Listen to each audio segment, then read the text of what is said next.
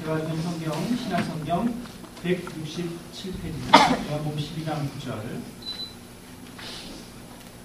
제가 9절 여러분들이 10절 기도록 하시겠습니다. 유대인의 큰 무리가 예수께서 여기 계신 줄을 알고 오니 이는 예수만 위함이 아니요 죽은 자 가운데서 살리신 나사로도 보려 함이로라. 나사로 가닥에 많은 유대인이 가서 예수를 믿음이로라.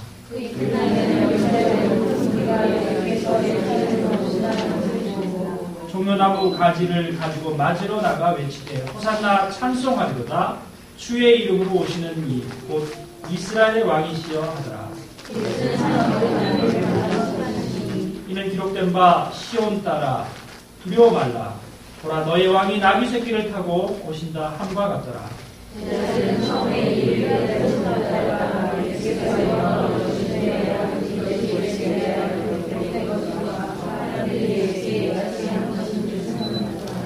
나사로를 무덤에서 불러내어 죽은 자 가운데서 살리실 때에 함께 있던 무리가 증거한지라.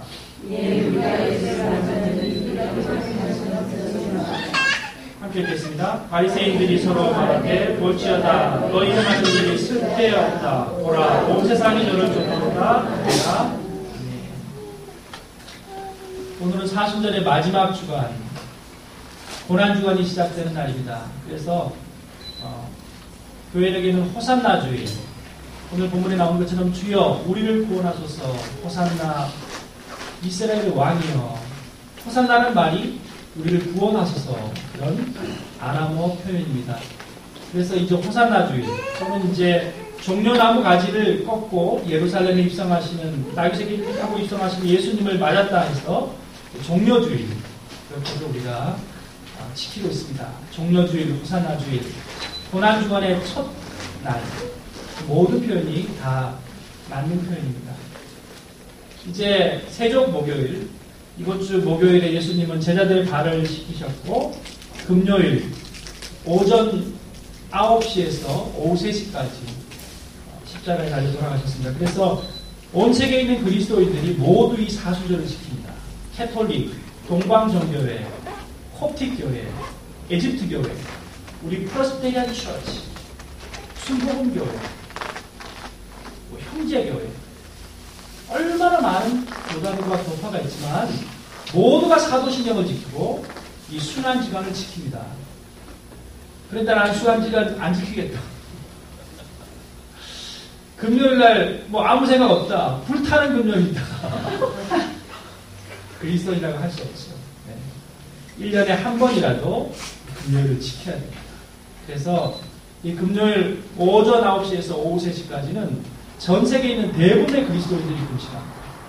물 한 모금도 먹지 않고 금식합니다. 오전 9시에서 오후 3시까지 금식한다고 죽는 사람 없습니다. 그래서 죽었다고 뉴스에 방송되는 사람도 아무도 없고, 하지만 임산부와 수유모들은 제외를 시켜줍니다. 그 이유는, 그리고 또 병자는, 그리고 고혈압 당뇨가 있으신 분들, 그리고 시니어들은 제외를 시켜주십니다.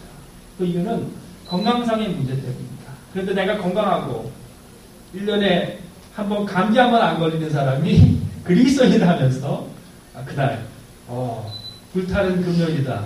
오늘은 TGI 프라이데이, 뷔페에 가야 되겠다. 만달입니다. 그렇게 된다면 이건 그리스도인으로서 다른 삶의 모습이 아닐 것입니다. 우리가 율법적으로 지키는 것이 아니라 2000년 교회 전통 가운데 주일을 지키듯이 지켜왔던 사순절이기 때문에 우리가 마지막을 경건하게 지켜야 하는 것입니다.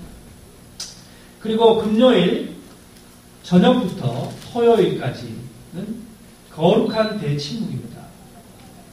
싸우지도 말아야 되고, 헛된 말 돌림으로 내가 말 실수를 하려도 안 되고, 그래서 전 세계에 있는 그리스도인들이 3일 동안은 침묵을 하는 거예요. 대침묵이라고 얘기하죠. 그래서 부부 사이에도 얘기를 안 해요. 잘. 부활의 기쁨을 더 맛보기 위해서 언쟁하거나 다투거나 그 모든 말들이 다 대화에서 오는 것 아닙니까? 그래서 대침묵이라고 합니다. 그래서 이제 금요일 오후부터 토요일 주일까지는 가능하면 경상도 사투리처럼 밥 먹자, 자자, 간단한 말만, 생활에 꼭 필요한 말만 하시고 침묵을 지키는 그것이 이제 2000년 교회의 전통입니다. 뭐 안 지키셔도 상관없습니다. 제가 목사이기 때문에 반드시 전해야 되겠다는 말씀을 드리는 겁니다. 뷔페 간다면 제가 어떻게 공권력을 행사해서 모시고 올 수는 없는 입장이고, 제가 옛날에 학교 다닐 때 그런 일들이 있었습니다. 사순절에 우리 장로신학대학교 교수님이 갑자기 외국에서 외국의 유명한 신학자들이 오신 거예요. 그래서 아시다시피 장로신학대 여기 워커힐 앞에 있습니다. 그런데 이제 워커힐 뷔페잖아요. 하필이면 그 외국에서 오신 교수님들이, 학자들이 심포지엄을 금요일 날 하셔서 딱 한 분의 교수님께서 십자가를 지고 뷔페에 같이 가셨어요. 근데 뷔페 가서 드시진 않았습니다. 목사님이시니까. 그런데 그것 때문에 학교가 난리가 났어요. 목사님이 워커힐 뷔페 갔다고. 제가 먹진 않았습니다. 어쩔 수 없이 제가 그 귀빈들을 모시고 갈 수밖에 없었던 입장이라서 그렇게 됐습니다. 사과합니다. 그런 적이 있었습니다. 그러니까 뭐 모든 사람들이 그 사정은 다르지만 제가 말씀드리고자 하는 것은 어떤 우리가 사순절의 귀한 정신을 지켜야 되겠지 않겠느냐. 2000년 동안 그렇게 지키고 있기 때문에 우리가 그냥 따르도록 하고, 또 우리 예배린교회도 창립 이래 그래서 이제 사순절 고난주간 특별 새벽 기도회를 합니다. 그래서 목사님이 상중이라서 계시지 않지만 소수지만 우리가 모여서 화요일, 수요일, 목요일, 그리고 금요일은 제가 미국에 가기 때문에 금요일은 황원찬 목사님이라고 낙스칼리지에서 박사과정을 하시는 목사님 계십니다. 전 조일풀교회 부목사님이시죠. 김주기 목사님하고 함께 계시다가 이제 같이 사임을 하셨는데, 그 목사님이 옛날에 우리 예당교회 새벽기도에도 많이 나오셨습니다. 담임 목사님의 허락을 받아서 그분이 이제 성금요일 예배는 주관해 주실 것입니다. 그리고 목사님이 토요일 날 다시 돌아오셔서 부활주일을 함께 예배하실 수 있을 거라고 생각합니다. 미리 광고 말씀을 그렇게 드리겠습니다. 자, 오늘 본문을 함께 보시겠습니다. 오늘 본문은 바로 이 종려주일 예루살렘 성에 입성하셨던 예수님의 모습을 말씀하고 있습니다. 여러분, 얼마나 어떻게 보면은 코미디 프로에 나오는 우스꽝스러운 모습이겠습니까? 당시 예루살렘은 동방에서 가장 큰 도시, 다윗성이라 불리던 곳이었습니다. 지금으로 말하면 뉴욕이에요, 뉴욕. 토론토라고 하면 이제 다운타운, 토론토 다운타운입니다. 서울이라면 어디겠습니까? 테헤란로, 이렇게 되겠죠. 그런 번화한 곳, 온갖 사람들이 비단 옷을 입고, 그리고 또 향유를 바르고, 번쩍이는 옷을 입고, 마치 평양에는 신분이 구분된 사람만이 평양 시민으로 살 수 있는 것처럼, 당시 예루살렘 성에도 신분이 구분된 사람들만이 살 수 있었습니다.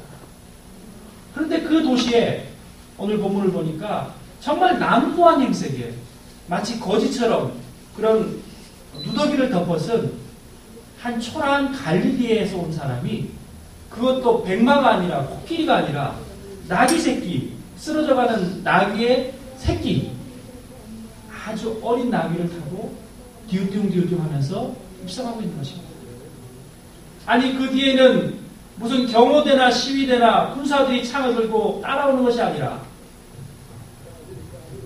창렬하고 돌팔매질을 당하던 막달라 마리아, 그리고 백성을 팔아서 민족을 배반했던 저 반역자라고 외치던 마태, 세리, 그리고 갈릴리에서 일자 무식으로 글자도 못 읽고 고기 잡던 거친 태양볕에 가득 얼굴이 타버린 붉은 피부의 베드로, 그런 초라한 사람들이 뒤를 따라오고 있습니다.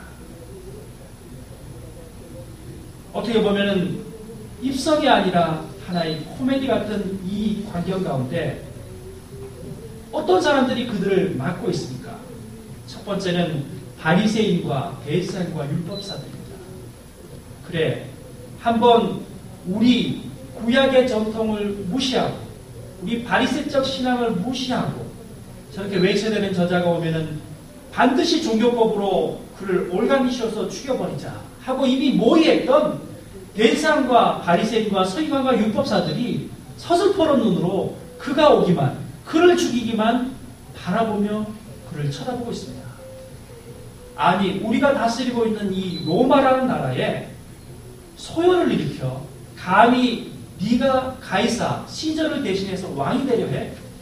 당장 로마의 법에 그리고 소요법에 의해서 그를 처단하냐고 두 눈을 부릅뜬 로마의 병정들이, 유대 헤로당의 병정들이 그를 쳐다보고 있습니다.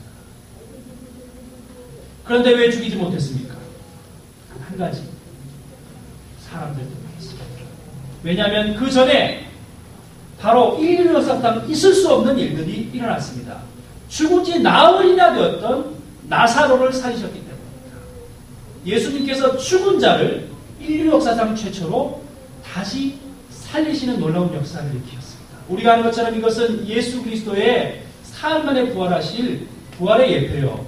이것을 믿는 모든 성도들은, 부활을 믿는 자들은 다시 살고 영생하고 우리에게 천국이 있다는 것을 보여주기 위한 죄와 사망 권세를 이기신 승리의 예수 그리스도의 놀라운 구원의 예표적 사건이었습니다.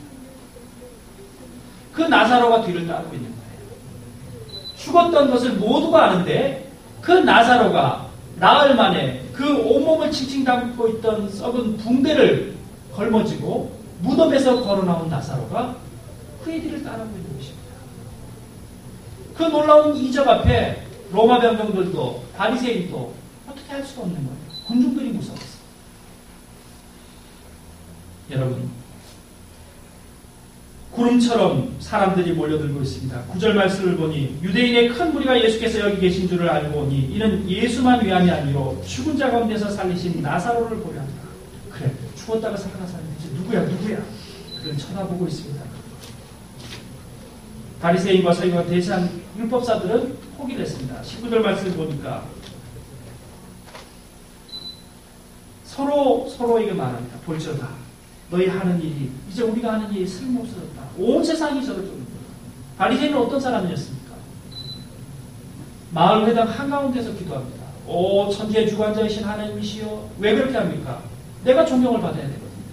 종교세로 먹고 사는 사람들이었습니다. 가난한 자들에게 그들을 수탈하고 로마에는 항거하지 못하고, 그리고 자기들은 거룩한 종교인 양 그렇게 어깨를 스거리며 살아가던 사람이었습니다. 보여주는 신앙으로 그들이 박하와 11조를 드렸지만 예수 그리스도께서 받지 않는다고 하시는 이유는 그들이 하는 것이 외식적이었기 때문입니다. 그래서 예수님께서는 독사의 자식들아,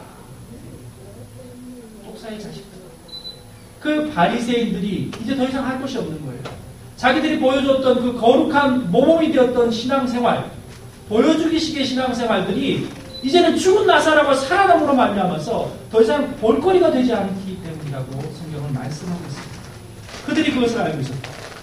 세상의 존경과 사람들의 관심 속에서 그저 스타처럼 살아가던, 연예인처럼 살아가던 그들이 이제는 더 이상 보여줄 것이 없게 된 것입니다.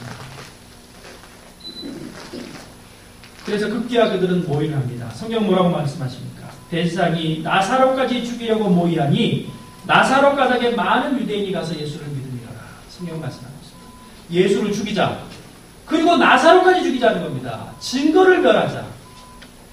예수님도 돌아가시게 하고, 그리고 또한 예수님이 살리셨던 나사로까지 죽여서 그들을 따르는 모든 무리를 없애자고 그들을 얘기합니다. 그것은 자기의 유익 때문이었습니다. 자기의 기득권 때문이었습니다. 그러나 주님은 그 사실을 알고 계셨습니다. 그가 예루살렘에 오면은 그 유대 기득권자들 때문에 죽을 것이라는 것을 알고 계셨습니다. 로마 병정들에 의해서 죽을 것이라는 것을 알고 계셨습니다. 헤롯 왕이 다시 이스라엘 나라의 왕이라는 그 별명 때문에 예수님을 죽일 것이라는 것을 알고 계셨습니다.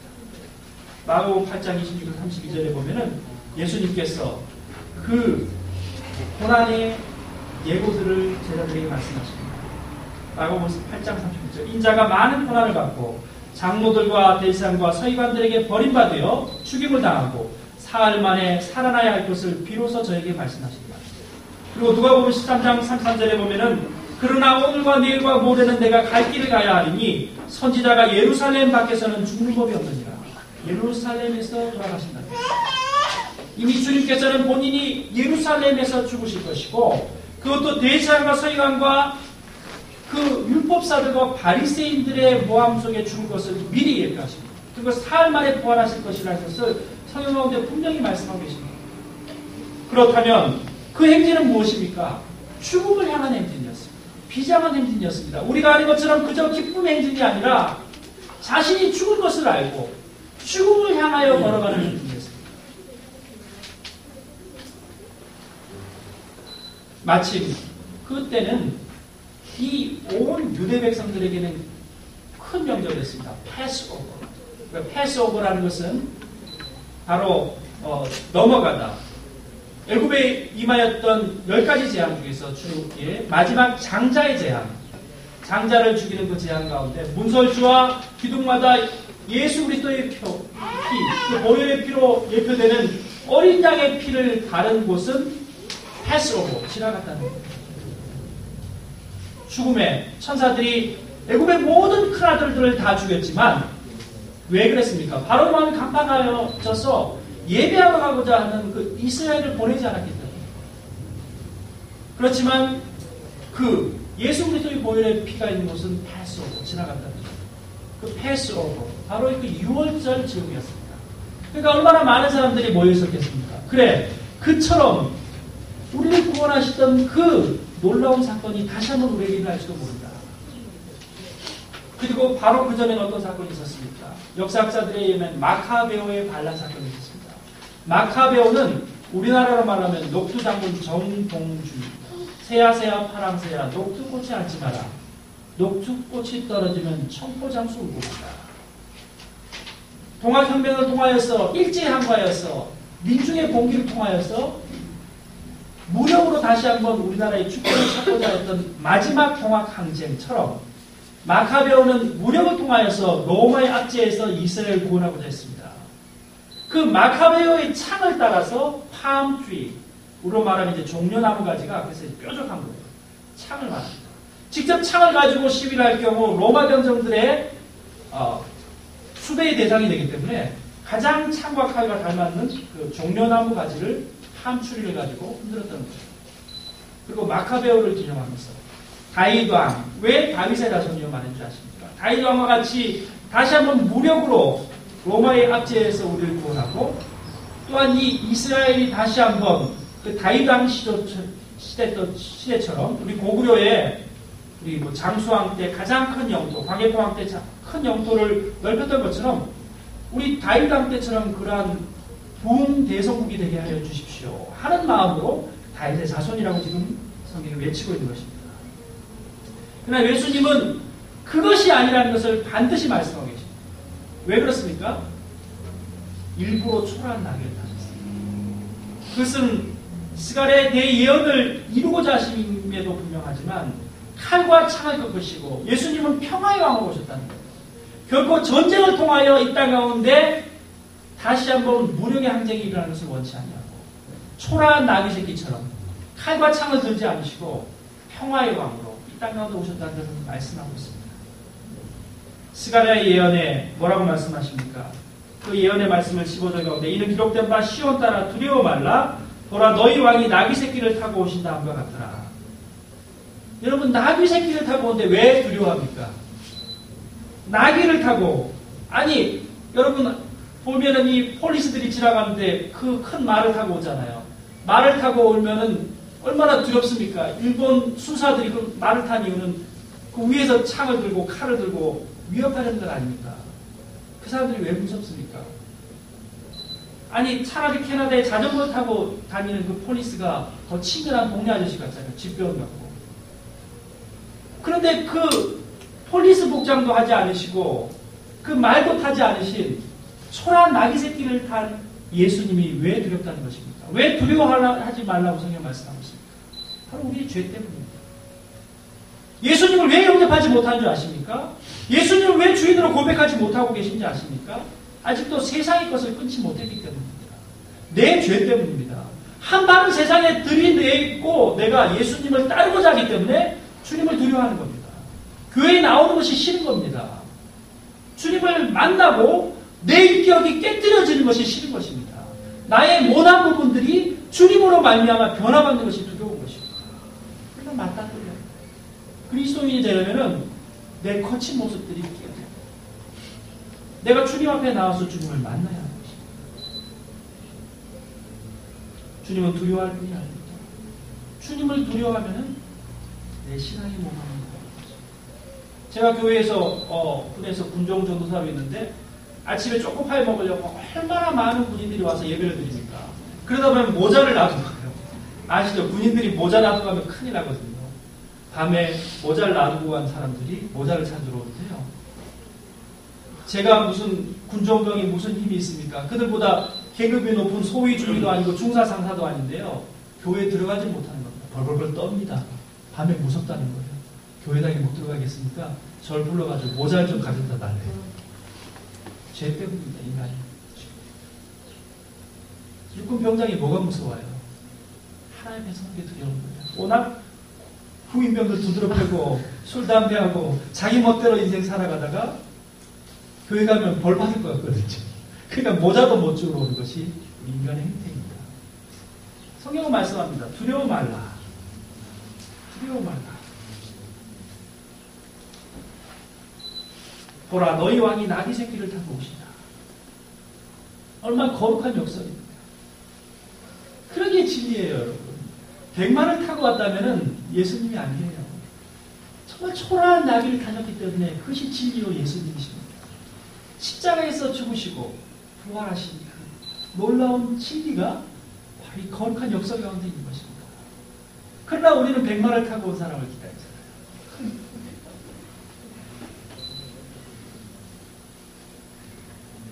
요한복음 12장 24절에 이 거룩한 진리를 이렇게 말씀하고 계십니다. 진실로 진실로 내게 이르노니 한 알의 밀이 땅에 떨어져 죽지 아니하면 한 알 그대로 있고 죽으면 많은 열매를 맺는다. 우린 죽지 않고 살아서 놀라운 수확을 거두고 부귀 영화를 누리기를 원합니다. 그런데 성경은 뭐라고 말씀합니까? 죽어야 한다는 거예요. 마가복음 10장 45절 인자의 온 것은 섬김을 받으려 함이 아니라 도리어 섬기려 하고 자기 목숨을 많은 사람의 대속물로 주려 합니다. 우리는 섬김을 받고 싶어 합니다. 어이구 안녕하세요 목사님. 그래. 아이고 전사님 안녕하세요 집사님. 어이구 그래. 공부 잘하고. 아이고 안녕하세요. 어이구 그래 공부 잘하고. 그게 아니라는 거예요. 도리어 목사님이 섬기고 도리어 집사님이 섬기고 도리어 선생님이 제자를 섬기는 것이 진리라고 말씀하고 있습니다. 로마서 5장 8절 우리가 아직 죄인되었을 때 그리스도께서 우리를 위하여 죽으심으로 하나님께서 우리에게 대한 자기의 사랑을 확증하셨습니다. 말씀을 읽겠습니다. 마지막으로 오늘 본문에는 두 종류의 사람이 나옵니다. 17절 말씀 나사로를 무덤에서 불러내어 죽은 자 가운데 살리신 때에 함께 있던 무리가 증거한지라. 바로 증인입니다. 죽어도 주님을 위하여 살아가며 증거하겠다는 증인입니다. 제자들입니다. 그들은 누구였습니까? 나사로 그리고 그의 누이인 마르다와 마리아였습니다. 예수님을 죽기까지 따르겠다던 베드로와 요한과 야고보였습니다. 우리는 그들을 제자라고 부릅니다. 그렇지만 성경에서 그들은 요한이 지은 이 요한복음, 요한이 쓴 요한복음, 성경으로 말미암아 요한이 쓴 이 요한복음의 요한은 자신을 제자라고 하지 않냐고 무리라고 말하고 있습니다. 이것이 겸손입니다. 우리는 제자라고 그럴 충성된 사람이라고 예수님의 수제자라고 말하지만 애제자라고 말하지만 그는 오늘 본문 가운데 자기를 무리라고 말합니다. 무리. 그죠? 주님을 따르던 무리라고 말하고 있습니다. 여러분 마틴 부버가 그렇게 얘기했습니다. 세상에는 두 종류의 사람이 있다. I and is로 보는 사람이 있고 주님 안에서 하나님을 만남으로 말미암아 거룩한 신을 만남으로 말미암아서 세상을 I and thou, thou는 영어의 you의 보조 표현입니다. I and you로 보는 사람. 나와 당신이 인격이 돼야 되는 거예요. 예수 그리스도를 만난 사람은요, 지체들을 인격으로 봅니다. 나와 당신. 정말 사랑할 사람인 거예요. 발본에 만났던 로미오와 줄리엣처럼 나와 당신으로 보는 겁니다. 그런데 예수를 믿지 않는 사람, 예수님을 영접하지 않은 사람은요, 세상 모든 사람을 이치로 본다는 거예요. 아, 저 사람 도구라는 도구. 저 사람하고 저 사장님은 내와 가족들에게 샐러리를 주는 도구. 저 직원은 우리의 사업장을 풍성하게 만들어야 될 도구, 용병. 저 사람은 내가 친해져가지고 뭔가 이득을 맡고 내 비즈니스에 도움이 되는 도구. 그것은 다 I의 뜻입니다. 나를 제외한 모든 사람은 이치라는 거예요. 나를 위해 존재하는 사람이라는 것입니다. 그러나 주님을 만난 사람은요, INU로 본다는 거예요. 나와 저 사람이 있기 때문에 내가 있고, 예수님께서 저를 위해 죽으신, 저는 피로 값주고 사신 사람. 내가 이용할 사람이 아니라, 내가 이용당해 죽은다 할지라도, 내가 대신 속아줘야 될 사람이에요. 내가 기도해야 될 사람, 내가 긍휼을 베풀어야 될 사람, 그들이 제자입니다. 그들이 주인입니다. 또 한 무리가 있습니다. 그들은 I and it. 세상을 그렇게 보는 사람. 무리들입니다. 그들은 호산나 왕으로 오신 예수여 종려나무 가지를 꺾어 흔들었습니다. 그 이유는 무엇입니까? 자기의 유익을 위하였습니다. 우리를 로마의 압제에서 구해주시오. 내 비즈니스가 잘 될 것입니다. 우리를 다시 한번 병 가운데 고쳐주시오. 그래야 나를 믿겠나이다. 그들은 단 5일 만에 성난 폭도로 변하였습니다. 예수를 못 박으라. 바라바를 놓아주라. 예수님을 배반한 사람이 되었습니다. 우리는 제자입니까? 무리입니까? 신학자 안병무 교수에 의하면 갈릴레아 예수에서 그는 이렇게 말합니다. 당시 예루살렘 유대인과 갈릴리 유대인은 엄연한 차이가 있었다. 여러분 우리가 아는 것처럼 갈릴리 유대인들은 어떠한 사람들입니까? 그들이 말하는 안식일을 지키고 싶어도 지키지 못하는 사람이었어요. 왜요? 그날 벌어 그날 먹고 살아야 되기 때문에. 주일날 예배에 나오고 싶어도 예배에 나오지 못하는 사람이었습니까? 왜요?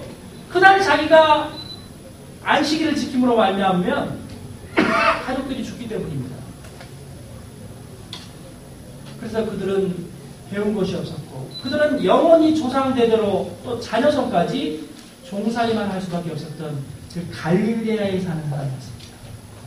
그러나 또 한 부류의 사람들은 누구였습니까? 예루살렘의 유대인이었습니다. 그들은 이미 기득권자였습니다. 바리새인과 서기관이었습니다. 유대 왕족이었습니다. 신하들이었습니다. 그들은 이미 누릴 것을 누리고 자손들에게까지 그 부의 유산들을 물려주고자 하는 사람이었습니다. 그들은 로마의 압자에 있을지언정 자기가 가진 기득권을 유지하기 때문에 로마와 타협하는 사람들이었습니다. 그러나 그 예루살렘 유대인들은 뭐라고 말합니까? 안식일을 거룩히 지켜라. 안식일에 소가 구덩이에 빠질지라도 안식일을 지켜야 하기 때문에 꺼내면 안 된다. 주님께서 뭐라고 말씀하셨습니까? 안식일은 사람을 위하여 있는 것입니다. 여러분 우리는 어떠한 삶을 살아가고 있습니까?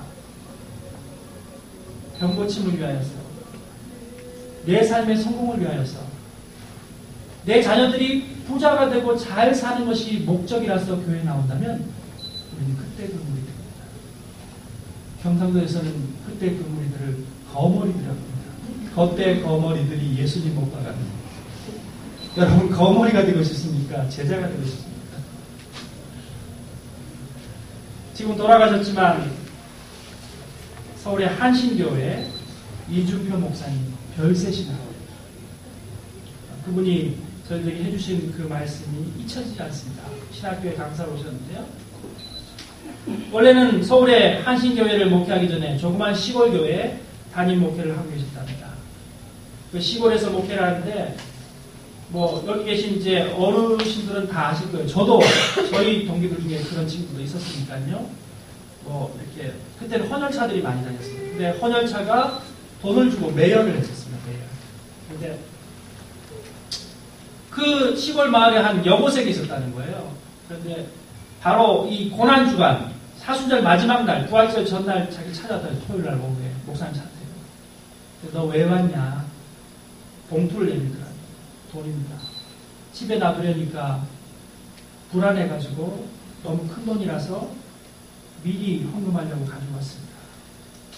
불우한 가정에서 공부하고 있는 여고생이라서 목사님 갑자기 의심이 들더라고요.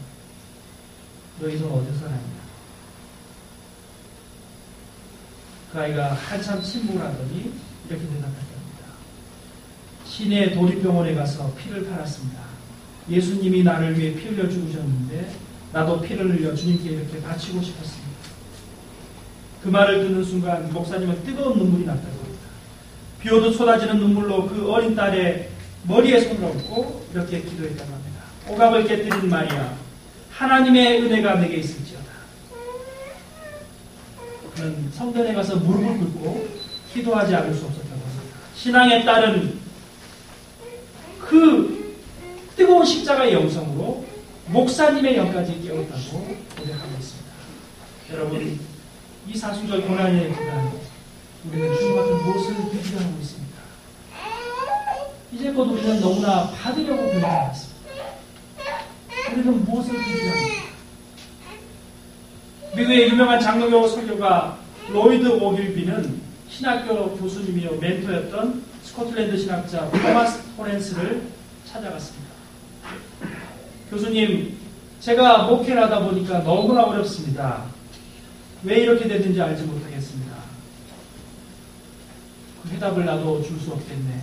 이렇게 두서없는 대화를 나누고 작별 인사를 하는 오길비 목사에게 신학교 교수님이었던 토렌스 교수는 이제 얼마 남지 않은 자기의 여생, 병색이 완연한 모습을 가지고 마지막 일생 최후의 유언을 제자에게 남기며 이렇게 단호히 말했답니다.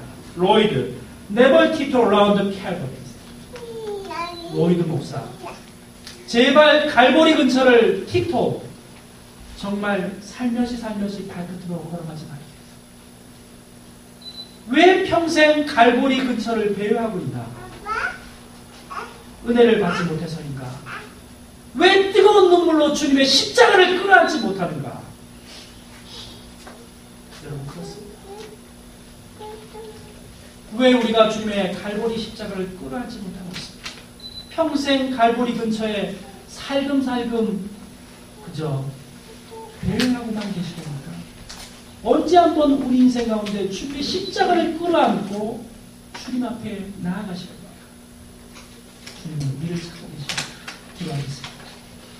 아버지 하나님, 감사합니다. 고난주간이 시작되는 이 거룩한 종료주일, 주님의 전에 우리를 부르셔서 주님의 첫사랑을 회복하고 이전 우리가 주님을 위하여 무엇을 받을까 얻을까 했던 시간에서 주여, 이 고난의 주간 우리의 인생을 어떻게 주님을 위하여